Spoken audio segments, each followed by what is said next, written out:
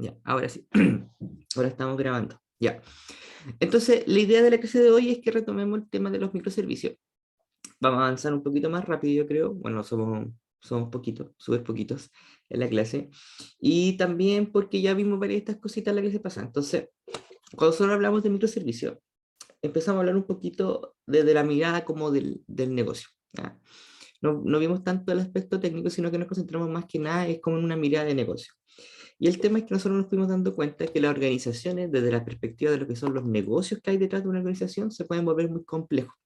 ¿En qué sentido? Lo más cercano que ustedes tienen, por ejemplo, en la misma universidad. Todo el tema, por ejemplo, de notas del área académica, de inscripción de ramos, etcétera, es una parte importante, sí, pero es una parte de la universidad. En la universidad hay otras áreas, por ejemplo, y hay otros procesos de negocio, por ejemplo, la contratación de funcionarios, el área de licenciamiento, patentes, la incubadora, etcétera, son otras áreas que si bien están dentro de una misma organización, pueden tener lógicas, pueden tener lenguajes, pueden tener conceptos distintos, ¿ya? O incluso compartidos entre ellos, pero con miradas distintas. Perdón. Y por cada una de estas áreas o especies de islas que nosotros podemos identificar, que las vamos a llamar subdominios, van a aparecer lo que dicen expertos del negocio, que son personas que saben mucho de esa parte, ¿ya? Pero a lo mejor no tienen la mirada del todo de la organización. Y lo más probable es que nosotros cuando estemos trabajando en una organización, vamos a tener distintas iniciativas de software que se pueden enfocar en una de estas islas en particular en determinados periodos de tiempo, ¿ya? Entonces, cuando queremos hacer como un sistema del todo, lo más probable es que vamos a tener que ir viendo partes específicas del negocio que hay detrás de un sistema, detrás de una organización, que puede ser muy complejo, ¿ya? Entonces, una forma de manejar esa complejidad es Domain Driven Design, ¿ya? Y vimos varios elementos que eran como bien importantes en Domain Driven Design. Uno de ellos es el famoso lenguaje ubicuo. El lenguaje ubicuo, que es lo que hace es como que nosotros podamos hablar con expertos del negocio, pero utilizando terminología del negocio, ¿ya? Es muy difícil que yo vaya a hablar con un experto del negocio solamente con lenguaje técnico, porque lo más probable es que no me entienda. No por un tema de que lo que nosotros hablamos sea muy difícil, sino que porque él no está metido en ese ambiente en el fondo, ¿ya? Nosotros podemos hablar, pues yo le decía, pues uno puede hablar con un médico, ¿ya? Pero nosotros no vamos a ir a hablar con el médico en términos de base de datos, objetos, clases, etcétera, porque ese es nuestro dominio. Nosotros tenemos que acercarnos al negocio, entonces ahí entra el lenguaje ubicuo. Por otro lado, nosotros no podemos transformarnos en expertos del negocio, sino que tenemos que manejar los conceptos que son relevantes para poder llevar adelante esa comunicación. El mismo ejemplo, si nosotros quisiéramos hacer el sistema en área de salud, de la medicina, no vamos a tener que estudiar medicina para hacer el sistema, sino que vamos a tener que tener el contexto de negocio que nos permita poder comunicarnos y poder entender lo que estamos haciendo, ¿ya? Eso es lo que nosotros conocemos como el lenguaje ubicuo, para poder conversar. Y todo ese conocimiento que nosotros vamos adquiriendo, que es lo que dice acá, nos permite llevarlo a lo que nosotros vimos como un artefacto, como un modelo de dominio. Ese modelo de dominio es la representación de un subdominio o del dominio del problema, dependiendo de qué tan agotado sea, ¿ya? Y hablan de un dominio así como el core de la aplicación que nosotros vamos a hacer, ¿ya?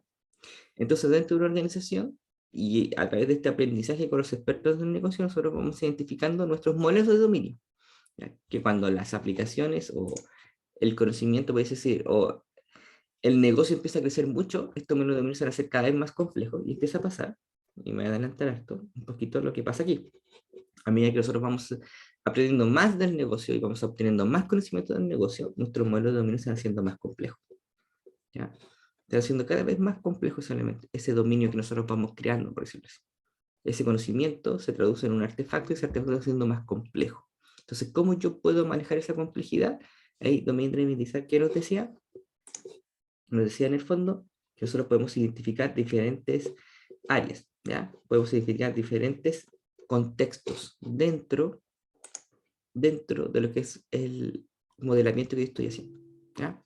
Si se fijan acá, habla como que el concepto de productos se utiliza en distintos dominios distintos, ¿ya? En subdominios, mejor dicho, ¿verdad? Cada uno con su propia significancia y con su propia, con su propio contexto, ¿ya? Entonces, para poder manejar la complejidad resultante de este análisis que nosotros hacemos, lo que nosotros vamos a hacer es como que vamos cortando y hacemos islas. El tema es que en la práctica esas islas no van a ser completamente independientes y podrían compartir conceptos. En este caso de la imagen, comparten el concepto de producto, pero con miradas distintas. Por ejemplo, yo le decía, el producto para una persona que es del área de marketing va a tener una significancia distinta del producto para la persona que tiene que ver con el tema de las bodegas, que quizás es distinto para el que tenga que ver con el tema más contable, ¿ya? Es el mismo concepto y vamos a estar hablando de lo mismo, pero desde distintos subdominios tiene una significancia distinta y podría tener incluso un manejo distinto, ¿ya? Desde la perspectiva de lo que es el negocio, ¿ya? Es como si nosotros lo llamamos al contexto de la universidad, desde la mirada académica, el alumno va a tener cierto comportamiento distinto quizás desde la mirada del área económica, ¿ya? A lo mejor desde la parte más de, no sé, de pago de matrículas, la mirada y el manejo del concepto alumno es distinto a la mirada y el manejo desde la parte, no sé, de las notas, ¿ya?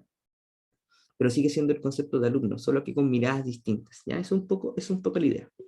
Y dentro de eso, por eso estoy como moviéndome para adelante, para detrás, por decirlo así, vimos algunos elementos que nos ayudan a poder entender cómo hacer este modelamiento, que son cosas que ustedes ya conocen en su mayoría.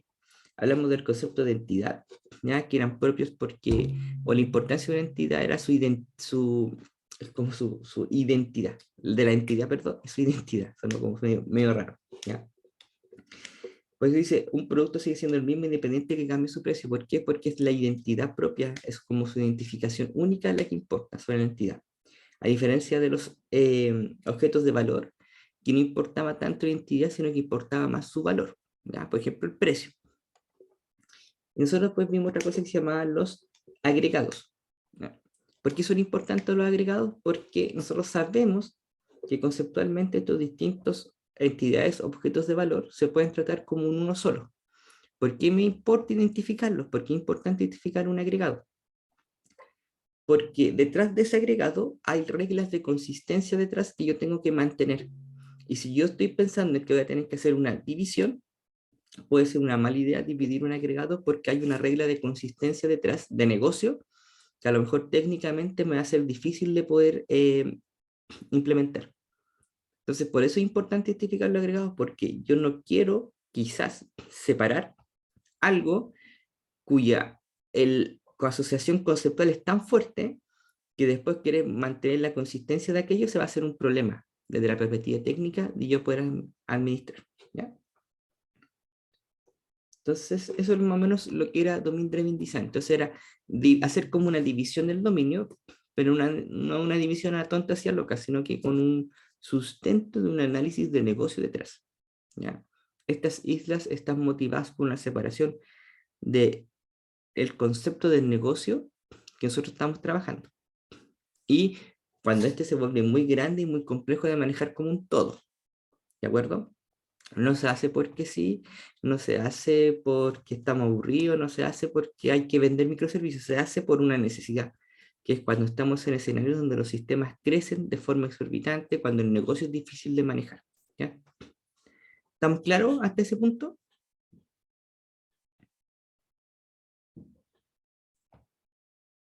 Ya.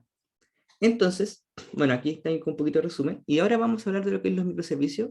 Y vamos a poner el dominio de design, lo vamos a dejar aquí como en la banca, porque en algún momento lo vamos a volver a utilizar. ¿Ya? ¿Qué hablamos de microservicios? Ya, para hablar de microservicios, nosotros nos pusimos un poco en el contexto de, por ejemplo, el sistema que ustedes están haciendo ahora en el proyecto, ¿ya? Es un sistema que uno va a decir que es monolítico, ¿ya? Son aplicaciones tradicionales divididas en capas, en este caso, bueno, capa de presentación, servicio, acceso a datos, distinto a lo que ustedes están haciendo, pero la misma idea de división en capas, ¿ya? Por eso dice que un sistema monolítico dice funcionalidades en n capas, procesos del sistema mediante funcionalidades del mismo sistema. Por ejemplo, no sé, inscribir una asignatura es un sistema con una capa de presentación que a lo mejor van a tener ciertos servicios propios del sistema que se van a almacenar en una base de datos, en una o más bases de datos, ¿ya? Pero es un único sistema. Esto se lo conoce como monolítico y es como lo tradicional o con lo que ustedes están trabajando ahora, ¿ya? Y lo más usual con lo que uno se encuentra, ¿ya? Ahora, ¿Por qué existen los sistemas monolíticos? Porque para sistemas que tengan cierto negocio que es sencillo o está acotado, es una buena aproximación. De hecho, es la primera aproximación que podemos hacer, un sistema monolítico. ¿De acuerdo? Dice que el desarrollo es más rápido y más sencillo. Lo puse ahí como con un signo de, como con un asterisco, porque hay que mirar con cierta cautela esa afirmación. ¿Ya? Desarrollo rápido y más sencillo. Eh, cuando estamos en el escenario de un tamaño acotado del negocio o del sistema. ¿Ya? ¿Por qué es más rápido y más sencillo? Porque siempre es más rápido trabajar en un solo lugar que dividir mi sistema en varios elementos, que es lo que vamos a hacer más adelante. ¿Ya? Si lo miramos de esa perspectiva. Pero con la condición de un tamaño acotado tanto del negocio como el sistema que estamos haciendo. ¿Ya? Por eso que es más rápido y más sencillo bajo ese escenario. Por eso que ahí como el asterisco es para poder mirar esa aseveración con cierto nivel de cautela. ¿Ya? Acceso a los datos es único. Por ejemplo, hice un cambio de estado. Lo que nos quedó pendiente la clase pasada y lo que vamos a ver ahora, es que si yo quiero hacer, por ejemplo, imagínense ustedes el cambio de estado de un alumno. El alumno está pendiente y dependiente pasa aprobado.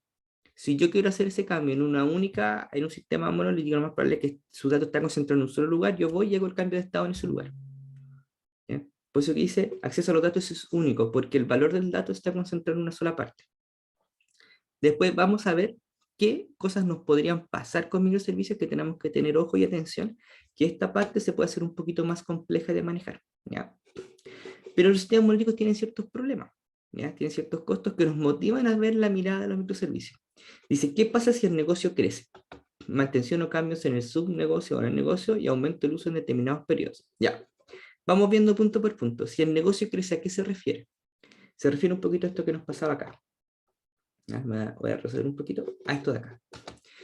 Cada vez van apareciendo nuevos casos, nuevos escenarios, nuevas historias de usuario, nuevas necesidades del negocio. Y va a empezar a crecer esto. Desde el punto de vista del entendimiento, lo que nosotros dijimos es que podíamos dividirlo en islas, ¿cierto? De dominios, de negocio, ¿ya? Modelos de dominio, por decirlo así. Desde el punto de vista de un sistema monolítico, cuando el negocio crece, lo que yo tengo que hacer es mantener esto, ¿ya? Y esto se puede volver problemático. Supongamos si yo tuviese un único sistema que gestionara alumnos, inscripciones y asignaturas, ¿ya? Y yo hago un cambio en la funcionalidad, por ejemplo, que tiene que ver con los rangos de notas, ya no se aprueba con 55, ahora se aprueba con 75. Yo tendría que hacer el cambio en el sistema, pero yo tengo que bajar todo el sistema, hacer el cambio, subir todo el sistema. Cuando es una parte específica que tiene que ver con las reglas de aprobación la que yo estoy cambiando. No estoy cambiando cómo se crean asignaturas, cómo se inscriben asignaturas, cómo se matriculan alumnos, cómo se contratan profesores, no estoy cambiando lo demás, solamente estoy cambiando una parte específica. Entonces, que el negocio crece se vuelve problemático desde el punto de vista técnico, porque yo tengo que subir y bajar un sistema o hacer cambios a todo un sistema cuando una parte específica está cambiando. ¿Por qué? Porque el negocio detrás está cambiando. ¿Sí? Y eso nos lleva al segundo punto, y dice mantención o cambios en el negocio. ¿Ya? Es que es una consecuencia del crecimiento del mismo o modificaciones del mismo. ¿Ya? ¿Y cuál es el problema? Que tengo que subir y manejar todo. Y también que si yo hago un cambio, por ejemplo, en las reglas de aprobación, y el sistema es monolítico y puede que esté muy acoplado, puede que yo pase a llevar otro tema, pase a llevar otra funcionalidad, y por ese motivo me eché, por decirlo así, la funcionalidad de inscripción de asignaturas, cuando estaba cambiando las reglas de aprobación. ¿Ya? Entonces pasé a llevar algo que no tenía una relación directa, pero como está en el mismo lugar o está construido de esa forma acoplada, la puedo pasar a llevar. Entonces tiene un riesgo mayor. ¿Sí? ¿Se entiende? ¿Alguna duda?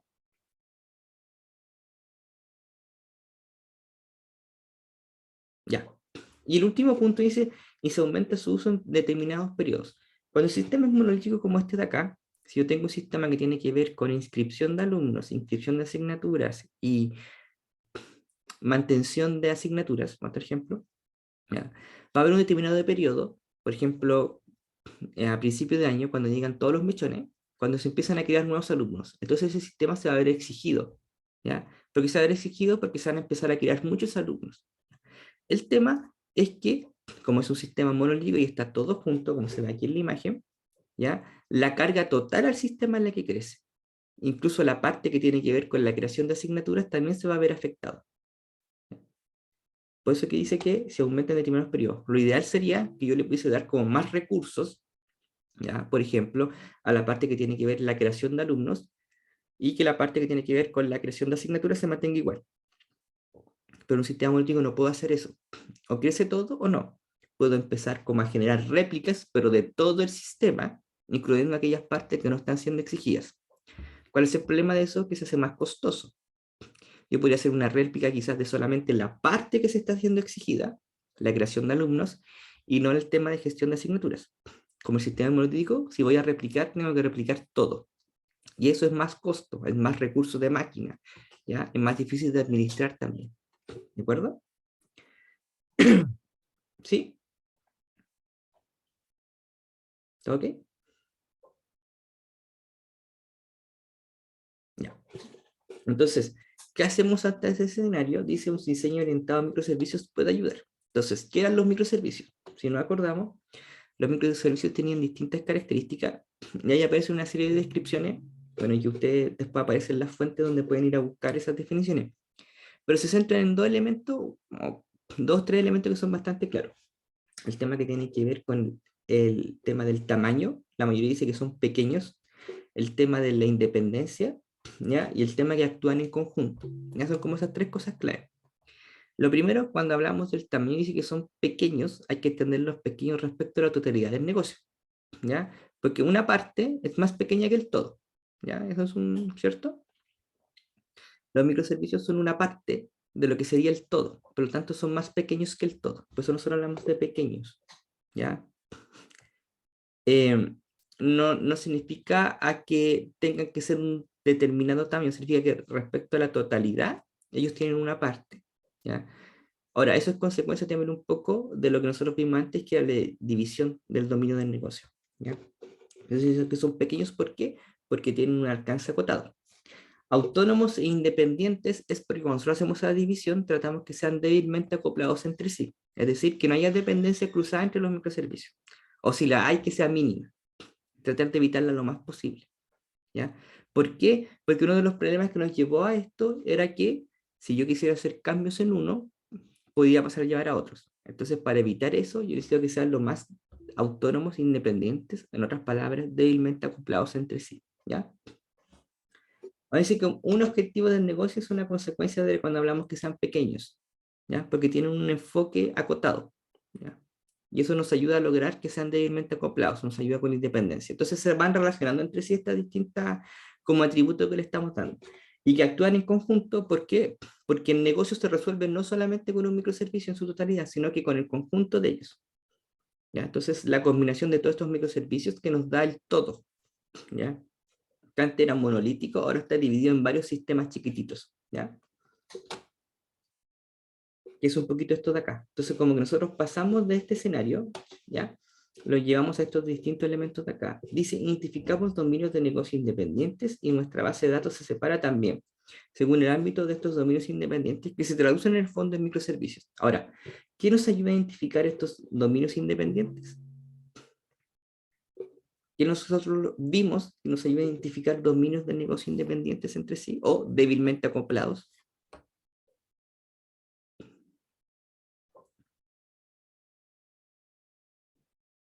¿Qué era?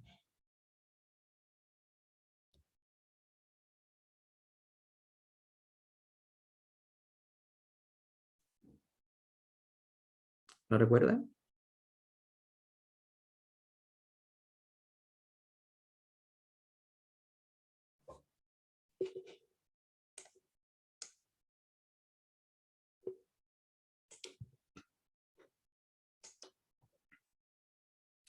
¿Qué forma o qué conversamos al principio de la clase que nos ayude a identificar dominios de negocio independientes?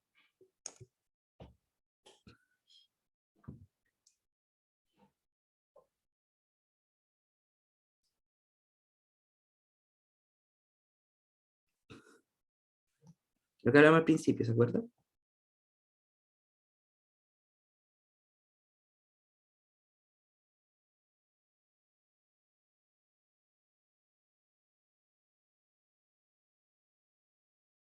Domain Driven Design nos ayuda a identificar dominios de negocio independientes. ¿Se acuerdan? Nos ayuda a hacer esto. Para proceder a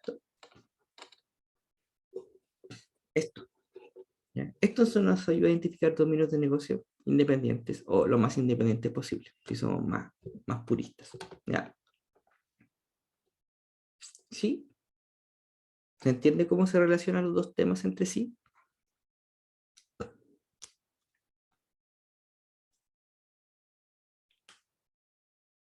¿Sí? ¿No? ¿Lo?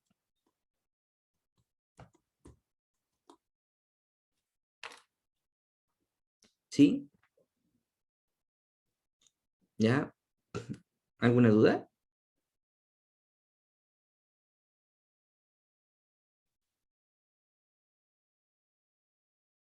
¿Los demás? ¿Están por ahí?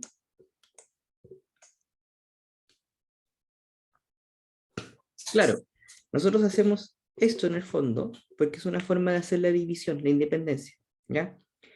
Los microservicios no se dividen, en este caso, o como lo estamos haciendo nosotros, no lo dividimos por tincada.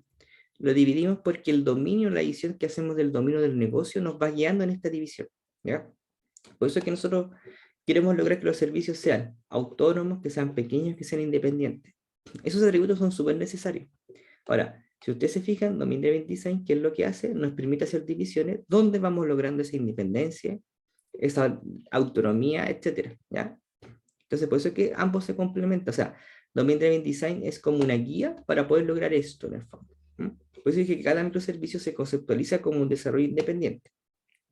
Incluso a nivel de base de datos son independientes entre sí. ¿De acuerdo? Y cada uno de los microservicios, ¿qué es lo que hace? Representan parte de estas islas. Son estas islas que identificamos. Son estos de acá. Cada uno se hace cargo de una parte. ¿Ya? Por eso es que nosotros decimos que son independientes, que son pequeños, que son autónomos. Cada uno se hizo cargo de una de esas cositas de ahí. ¿Ya? Que es lo que aparece acá. ¿Okay? Ahora, desde el punto de vista técnico, la independencia también va en el sentido que yo los puedo construir con tecnologías distintas. ¿Ya? ¿Por qué? Porque el microservicio A no tiene idea cómo está construido el microservicio B, ni el C. Por lo tanto, nuestra independencia puede llegar tal que yo puedo usar distintos tipos de base de datos, puedo usar distintas tecnologías y frameworks. ¿Ya? Ahora, ¿cómo se exponen y se comparten las cosas? A través de una API. ¿Ya? Típicamente una API REST. ¿Ya? Que expone servicios que representan esos negocios que pueden ser consumidos. ¿Ya? Pero cada microservicio se abstrae de la implementación técnica que hay detrás. ¿Ya? Nuestro sistema o nuestra capa de presentación, ¿qué es lo que hace? Consume uno o más microservicios para dar respuestas del negocio. ¿Ya? Entonces, ¿qué es lo que logramos? Que ahora tenemos ciertos servicios independientes entre sí, ¿ya? Que se encargan de ciertas partes del negocio cada uno, de las reglas, etcétera. ¿Qué puedo lograr con esto? Que puedan crecer de forma independiente, que se puedan modificar de forma independiente. ¿De acuerdo? Si cambia este negocio, no va a afectar los otros dos microservicios. Es que ahí viene un tema de cómo nosotros después los desplegamos, por decirlo así. ¿Ya? Pueden ser distintos, cada microservicio puede ser un contenedor independiente, ¿ya? Que puede estar luego en la nube como contenedores independientes uno del otro. Por lo tanto, yo puedo subir y bajar un contenedor sin afectar los demás. Que es un poco lo que se esperaba que se intuyera un poco del proyecto base, de que ustedes levantaban un contenedor con su aplicación web, pero ese contenedor es independiente, por ejemplo, el contenedor donde está la base de datos. Se pueden subir y bajar, ¿ya? Se pueden reemplazar. ¿Ya? Pasa lo mismo acá. Podrían o no podrían compartir hardware, podrían estar en partes distintas estos microservicios. ¿Ya? Pueden estar en la nube, pueden estar on-premise, etc. En la nube podrían estar en distintos nodos, por ejemplo, de un clúster, etc. ¿Ya? Porque son independientes entre sí. Obviamente, tienen que poder conectarse o poder comunicarse si hay esquemas de comunicación que sean necesarios, como vamos a ver más adelante. Por ejemplo, si hay que implementar, perdón, una cola de mensajería, ya tienen que ser capaces de acceder a esa cola de mensajería. ¿Ya? ese tipo de cosas hay que tener en cuenta, pero a nivel de la implementación sí que pueden ser independientes. De hecho, es su esencia, ¿ya? Y eso también me permite poder escalarlos de forma independiente. Por ejemplo, si este servicio de acá está siendo exigido, yo puedo generar réplicas de este solamente, y no del resto, ¿ya? Que son las cosas que nosotros esperábamos alcanzar. Ahora, eso tiene un costo, que eso también es más difícil trabajar con una arquitectura que es distribuida, porque tiene otras consideraciones que en el sistema monolítico no aparecían.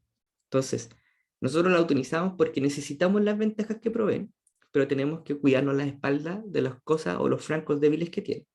Y en particular nosotros vamos a ver el tema de la consistencia de los datos. ¿Ya? ¿Sí? ¿Estamos claros?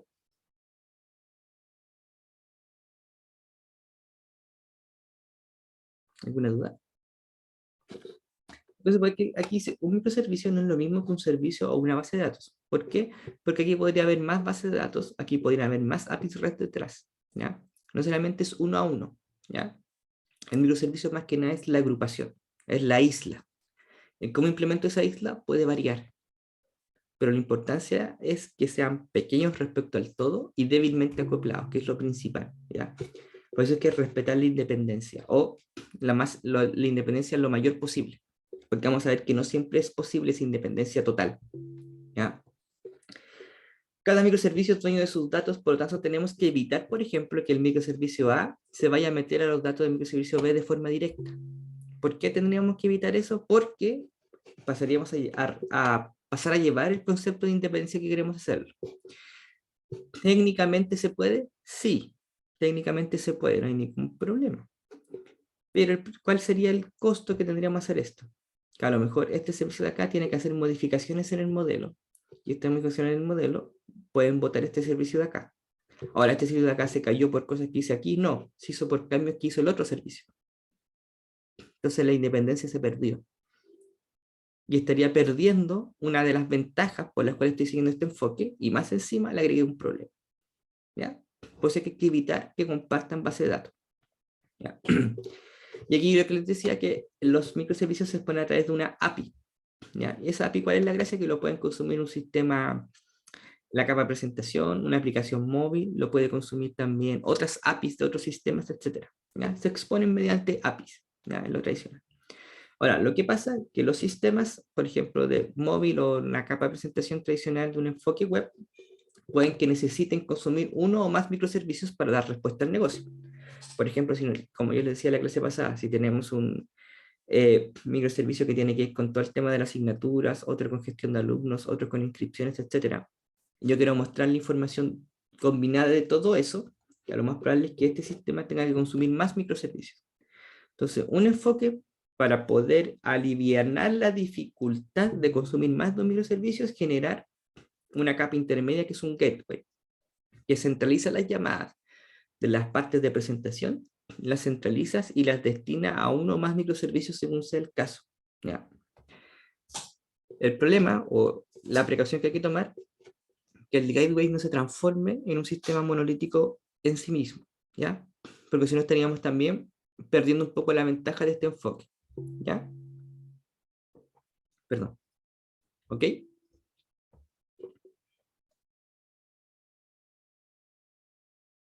¿Sí? ¿Se entiende? ¿Alguna duda?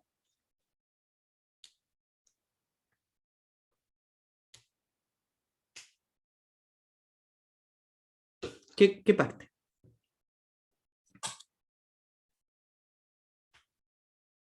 ¿Qué parte no se entendió bien?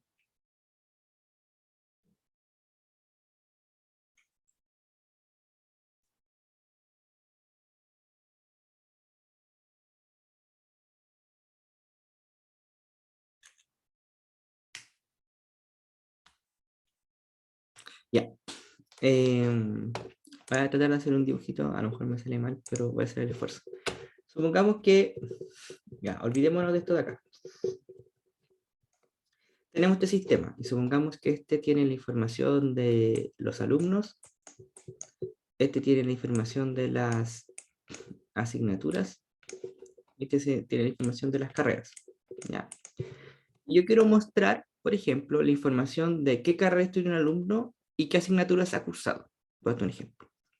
Para poder mostrarte esa información, tengo que conjugar cosas que están en el dominio del alumno, que están en el dominio de la asignatura y que están en el dominio de la carrera. La primera opción es que sea el sistema que directamente vaya y consuma cada uno de esos microservicios, ¿ya? Para poder tener la información que necesita, tomarla, complementarla y hacerte la vista que tú quieres. No sé, el informe de la carrera del alumno y las asignaturas que ha cursado. ¿Ya? Esa es una opción. ¿Cuál es el problema de eso? De que este sistema va a tener que hacer muchas llamadas y él va a tener que gestionar la dificultad de hacer las distintas llamadas a esos distintos microservicios. Entonces, ¿qué es lo que se dice? ¿O cuál es un enfoque que se puede seguir? ¿Ya? Ya, olvidémonos del que está abajo. Yo quiero hacer esa misma plantilla o ficha o resumen del alumno. ¿Ya? Yo hago esa petición a este gateway. Este gateway toma esa petición y sabe qué significa que tiene que ir a preguntarle a él y a él. Recibe las respuestas de cada uno, las combina en una sola respuesta y se la pasa al sistema para que él haga el despliegue que corresponde o genere el PDF, etc. ¿Ya? Entonces se toma el papel del gateway. ¿Ya? Podría decirse que es parecido a la pega del controlador, pero es bien distinta, así como a nivel de esencia, sí, son similares. ¿Ya? Es como la misma idea, la misma esencia, pero igual hay que como mantener la distancia en el sentido de que no son tan parecidos, ¿ya? Pero a nivel de esencia sí, ¿ya? Porque en el fondo gestionó esa llamada. Ahora, ¿cuál es el tema de eso? Que por ejemplo, si yo quiero guardar algo, se lo puedo pasar a este gateway y ese gateway va a ir y no sé, pues va a guardar acá y va a guardar la otra parte acá, ¿ya? El tema es que ese gateway se puede volver, puede empezar a acumular con mucha dificultad, mucha complejidad. Y se puede volver un elemento que sea peligroso en el sentido de que si falla ese gateway, falla todo. ¿Ya? Entonces, por eso que eh, puede ser que nosotros recurramos a más de un gateway cuando construyamos sistemas que así seguimos, cuando seguimos este enfoque. Un gateway, por ejemplo, para el sistema de alumnos, un gateway distinto, porque en el fondo el gateway va a gestionar esa comunicación. Entonces, el sistema que consume el gateway se comunica solo con él. Y él después gestiona la llamada a los distintos microservicios, en vez de hacerlo el sistema directamente. Pero también implica riesgo. Entonces, a eso hay que saber cómo ir, cómo analizar en el fondo, y cómo matizando esos riesgos. ¿Ya? Sí. ¿Ok? Ya. Cualquier duda, me escriben ahí por el chat, ¿ya? Entonces, ¿por qué en el fondo hacemos microservicios? Porque en microservicios reportan ventajas bajo el escenario que nosotros estamos analizando, ¿ya? Tienen poco código respecto a hacerlo todo junto. ¿Por qué? Porque el microservicio es más pequeño que el todo, por eso que tienen poco código, ¿ya? Son simples, ya que tienen un solo propósito desde la perspectiva del negocio. Esa es la simpleza. Es más simple hacer un microservicio que se encargue de gestionar la lógica de inscripción, aunque la lógica de inscripción sea compleja en sí misma, hacer un único sistema que tenga toda la información de alumnos, inscripciones, carreras y asignaturas. ¿Ya? Por eso que es más simple, porque tiene un solo propósito. ¿Ya? Aunque ese propósito en sí mismo puede ser complejo en reglas del negocio, sigue siendo más simple que implementar todo junto. ¿De acuerdo? ¿Sí?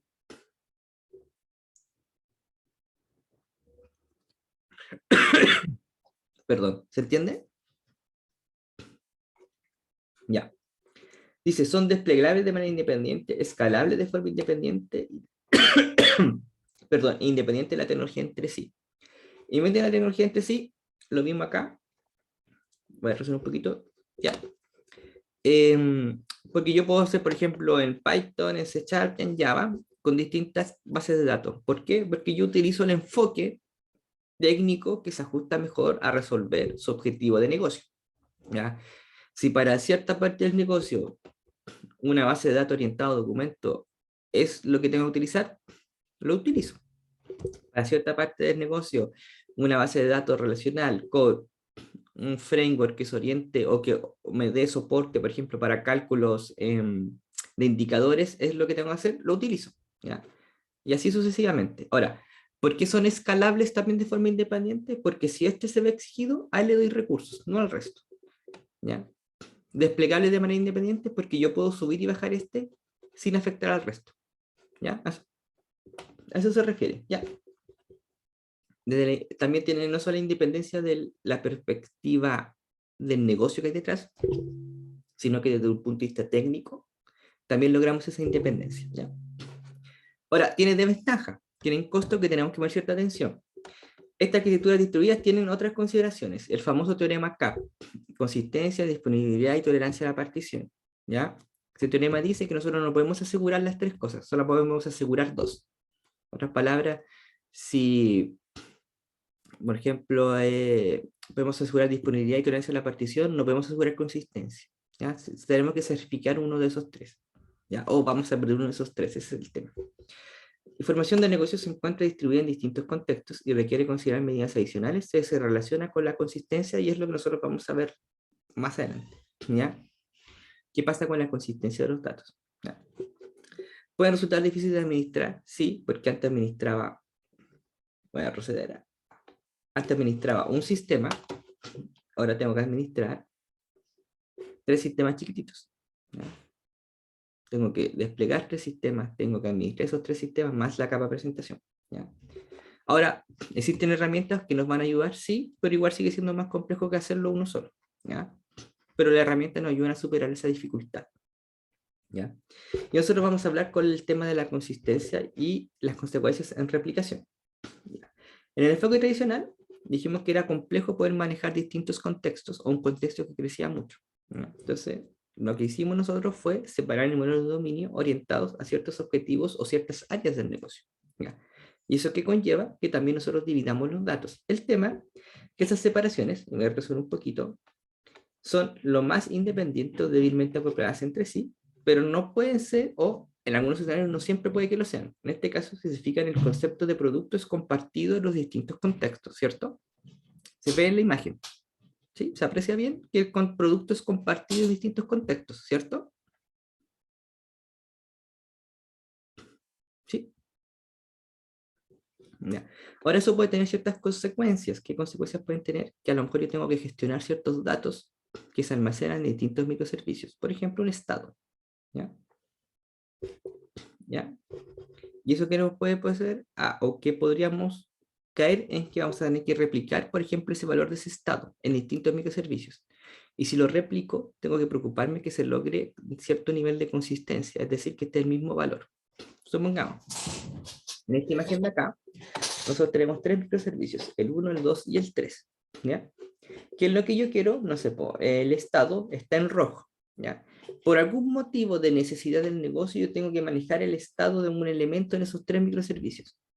Porque si bien yo quiero que sea lo más independiente y débilmente acoplado posibles, puede que no siempre lo logre o no lo logre en su totalidad. ¿Ya? Y aún haga cierto grado de dependencia entre ellos, o elementos que se tengan que compartir entre ellos, como lo vimos en la otra imagen, que era el producto. En este caso es el estado. ¿Ya? El estado está en rojo.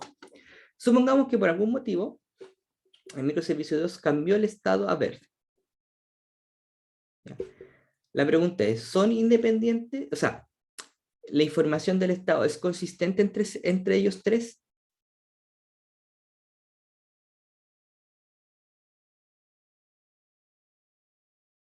No, ¿cierto? Porque uno lo tiene rojo, el otro verde y el otro rojo. ¿Ya? ¿Cuál es el tema? Que cada uno en sí mismo está operando bien, ¿ya? Pero en su conjunto no puedo apreciar la consistencia. Y en algún momento, si hice el cambio acá, le tengo que avisar al resto que cambie. El tema es que para pasar de esto a esto de acá, sigo estando con cierto nivel de inconsistencia. ¿Por qué? Porque el microservicio 1 sigue teniendo el estado rojo. Hasta que finalmente yo logro alcanzar como el cambio completo del color, desde este estado acá hasta este estado donde están todos rojos, verdes. O sea, pasaron de todos rojos a todos verdes. Aquí estoy inconsistente en su conjunto, ¿cierto? Sí. Aquí logré la consistencia en su conjunto. Ahora sí, ¿cierto? Porque están todos verdes. Ahora, A esto de acá, a esto de aquí se le conoce como consistencia eventual. ¿Por qué consistencia eventual? Porque yo eventualmente alcanzaré la inconsistencia. De alguna forma voy a lograr que todos lleguen a tener el mismo color. Sé que lo voy a lograr de alguna forma. Eventualmente lo vamos a lograr. ¿Ya? Por eso dice que hay que recordar el teorema K porque tiene que ver con el tema de la consistencia. ¿Ya? Eventualmente lograré estar consistente en el futuro. Ahora, hay que implementar algo que nos permita lograr esa consistencia. ¿Ya? Existen distintas formas de hacerlo. Una de ellas es Saga, pero existen otras formas de hacerlo. ¿Ya? A través del uso de sagas es una. ¿Ya? ¿Cómo nosotros podemos lograr que nuestro sistema vuelva a estar consistente? ¿Ya? Recuerden el concepto de consistencia eventual porque siempre se equivocan en el certamen. ¿Ya? La consistencia eventual dice que nosotros eventualmente lograremos estar consistentes en un estado futuro. ¿Ya? Eventualmente lograremos alcanzar la consistencia. Ahora, lograr la consistencia puede ser que no siempre quede en estado verde. Puede ser que hay un error o alguien me dice no puedo cambiar y tenga que volver a estar todos rojos. ¿Ya? Puede ser también. ¿Ya? Pero tengo que lograr esa consistencia en su conjunto. Entonces, eventualmente volveremos a estar consistentes. ¿Ya? Esa es la consistencia eventual. ¿Cómo lo puedo lograr? Por ejemplo, a través de un coordinador. Es decir, que él le vaya avisando a todos que hagan los cambios y que todos le vayan confirmando a él si lo pudieron hacer. Y si alguien no pudo, pedirle a los demás que se devuelvan hasta que queden todos iguales. ¿Ya? Otra forma de hacerlo es a través de una cola de mensajería. Es decir, que uno envíe un evento diciendo, ahora todos pasamos a estar verdes, y todos hacen el cambio. Y si alguien no puede, dice, oye, tienen que volver a todos estar rojos y todos se vuelven a cambiar. Y van intercambiando mensajes para poder lograr, en el fondo, quedar todos iguales. ¿Ya? Y otro es el tema de las famosas sagas, ¿ya? Que usan el concepto de compensación. ¿Ya? La compensación no es lo mismo que un rollback, también se confunden harto. El rollback, perdón, y la compensación no son lo mismo. ¿Ya? Supongamos este escenario de acá. ¿Ya? Tengo los productos. Ya tengo el producto A y el producto B, y D1 y D2. ¿Ya? Y tengo disponible, en el caso del producto 1, 0 unidades. ¿Ya? Y en el caso del producto 2, tengo disponible 10 unidades. Y en total, he vendido 0. Entonces tengo este contexto de acá, este contexto de acá y ese contexto de acá. Son 3 contextos independientes. Son como los microservicios 1, 2 y 3, por decirlo así. ¿Ya? ¿Qué es lo que pasa? Supongamos que ya hago la venta del producto 2 y cambio el nombre del producto 1. Ya hago una venta. ¿Se fijan? Hice una venta de ese producto de acá, hice una venta del segundo producto, hice cambios de nombre. Y se van a propagar los cambios. El tema es que aquí yo detecté un error. ¿Cuál es el error? Que no puedo hacer una venta del producto 1. ¿Por qué? Porque hice una venta, porque no hay unidades disponibles. ¿Ya? ¿Qué es lo que pasa? Se tiene que llegar una compensación hacia atrás. Es decir, tengo que, desde la perspectiva del negocio perdón, deshacer el cambio. ¿Ya? Pero deshacer el cambio significa solamente anular la venta. Anular esa venta. No devolverme al cambio de nombre que sí era válido. ¿Se fijan? Un rollback, ¿qué es lo que haría? Volvería al estado anterior. El tema es que volver al estado anterior anularía cosas que sí se hicieron bien, entre medio. Una compensación es que desde la perspectiva del negocio hace un cambio. No anula, sino que compenso de tal forma que ese cambio desde la perspectiva del negocio se ve anulado. En este caso, eliminé la venta, que no se podía hacer. Pero no deshice los cambios que sí se podían realizar. ¿Sí? ¿Se entiende la diferencia?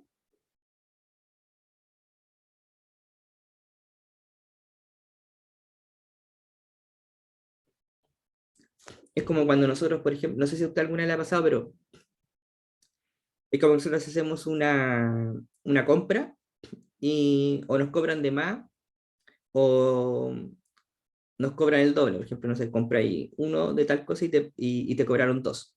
¿Ya? Entonces, lo que ellos te pueden hacer de repente, o te devuelven el dinero o te dicen que es válido por otra compra del costo que te deben. No están anulando la compra, sino que la están compensando. ¿Ya? Esto es el mismo concepto. ¿De acuerdo? Ahora, ¿cuál es el problema del sagas? ¿Ya? Si yo tengo que recurrir a muchas sagas, es decir, a muchos elementos donde eventualmente podría utilizar una compensación, o que estoy susceptible a hacer una compensación, es porque hay mucho acoplamiento. Entonces tengo un problema con la división que hice. Las sagas debiesen tender a ser escasas. ¿Por qué? Porque son pocos los escenarios donde existe un acoplamiento. Si hay muchas sagas involucradas, si yo identifico que en muchos elementos tengo que hacer uso de sagas, es porque yo estoy dando un problema porque hay mucho acoplamiento. Entonces la independencia no la estoy logrando o estoy flaqueando en ese punto. Desde un punto de vista también técnico, es más, mucho uso de sagas, por ejemplo, a través del uso de mensajes, porque los sagas se pueden implementar a través del uso de mensajería. Yo puedo saturar la red de mensajes, ¿ya? Que es un poco lo que se ve acá. Yo puedo empezar a saturar la red de mensajes, lo cual también genera ciertos problemas. ¿Por qué? Porque hay muchos mensajes dando vuelta. Entonces, el tiempo para poder alcanzar la consistencia es mucho. Y eso me genera otros problemas también. Si me demoro mucho en lograr el estado consistente, significa que entre medio pueden haber pasado más cosas que voy a tener que compensar, ¿ya?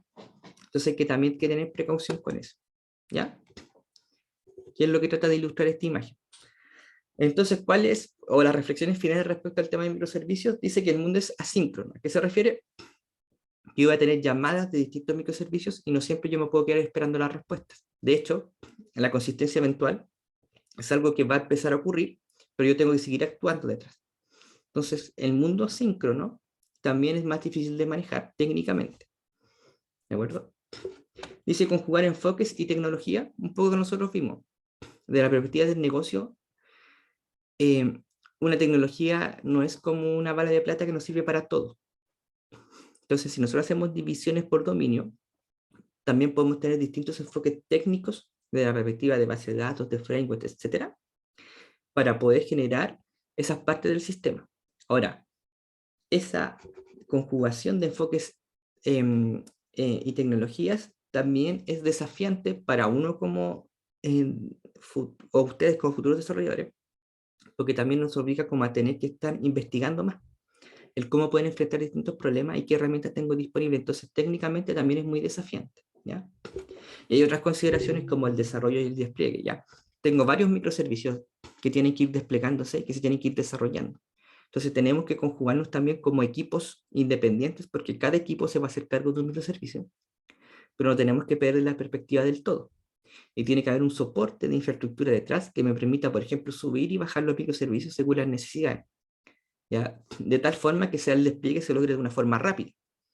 No me sirve de nada trabajar con microservicios y que me demore 2 semanas en hacer un cambio y llevarlo a producción, porque no tengo ninguna ganancia de eso. ¿De acuerdo? Pero esas son cosas que están asociadas con los microservicios, pero que nosotros no hemos visto en la clase, ¿ya? Porque es como, vimos como un repaso más que nada conceptual, pero también son cosas que hay que tener en mente. Y aquí al final hay una serie de referencias bibliográficas que si ustedes tienen cierto interés las pueden revisar. Si se fijan, y como para no aburrirlos más en este sentido, la saga es como bien interesante, la aplicación, pero ustedes se fijan, es del año 87 el concepto de sagas. Y sagas no nació para los microservicios, saga nació para las transacciones, para grandes transacciones de base de datos. En ese momento, una transacción grande de base de datos tenía que ser hecha por partes. Como era hecha por partes, una parte podía fallar. Entonces la compensación tenía que ser pensado en esa parte de una gran transacción, ¿ya? Ese mismo concepto se utilizó ahora, pero para el tema de los microservicios, ¿ya? Como algo más anecdótico, por decirlo así, ¿ya? Eso.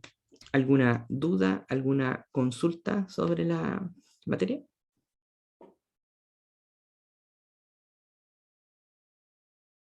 ¿Ya?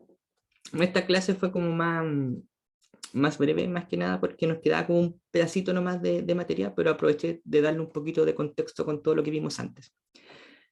¿Quedó claro el concepto de consistencia eventual?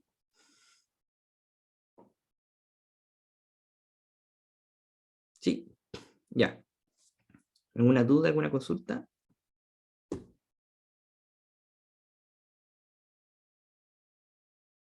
No.